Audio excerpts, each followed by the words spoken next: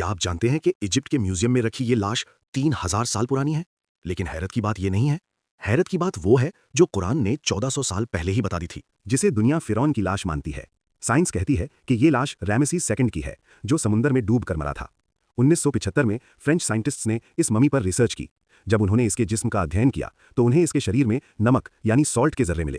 یہ اس بات کی طرف اشارہ کرتا ہے کہ یہ شخص سچ میں پانی میں ڈوب کر مرا تھا۔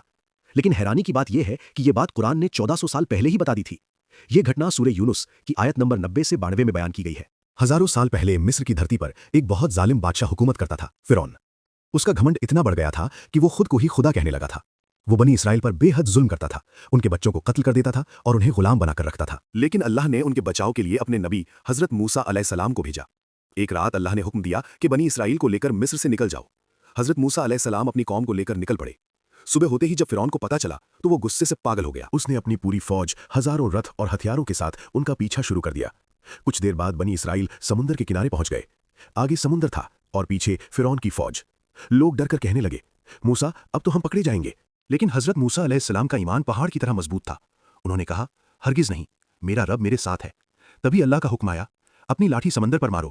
جیسے ہی لاٹھی سمندر سے ٹکرائی، ایک ایسا معجزہ ہوا جسے دنیا نے کبھی نہیں دیکھا تھا۔